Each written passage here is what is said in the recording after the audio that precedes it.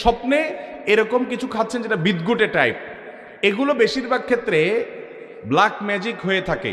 দুষ্ট জিন এবং যারা ব্ল্যাক ম্যাজিশিয়ান স্বপ্নে এ ধরনের বিদগুটে অনেক কিছু খাওয়ায়, কাঁচা মাছ খাচ্ছেন, এটা খাচ্ছেন, সেটা খাচ্ছেন, এবং সময় ঘুম থেকে ওঠার পরে আপনার এরকম অস্বাভাবিক অনেক কিছু দেখা যায়। এগুলো ব্ল্যাক ম্যাজিকের ইত্যাদির প্রভাবে হয়ে থাকে, এগুলোর কারণে মানুষ ক্ষতিগ্রস্ত হয়। আমি ব্যক্তিগতভাবে এক রুগীর কথা জানি, চিটাং রোডে আমার ভূমিপল্লী মসজিদের পাশে, মসজিদের 2-3 বিল্ডিং পরেই ভদ্রমহিলা অসুস্থ হয়েছেন ব্ল্যাক ম্যাজিকের কারণে। কোনো রোগবালাই ট্রিটমেন্ট করে কিচ্ছুতে কোনো উপকার হয়নি।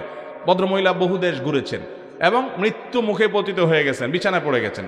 ইয়াং মানুষ, খুব বেশি বয়স হয়নি।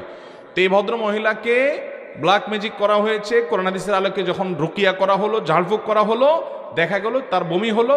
বমির সাথে একটা গোশতের টুকরা বের হলো যেটা চুল দিয়ে পেঁচানো।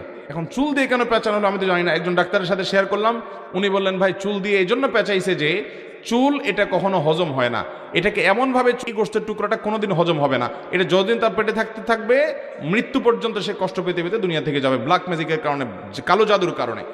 তো এইরকম কালো জাদু তার পেটে কিভাবে গেলে? কেউ তাকে খাওয়াইছে, এত বড় জিনিস তো কেউ তো খাওয়ানোর কথা না। স্বপ্নে অনেক সময় শয়তান এটা করে। এই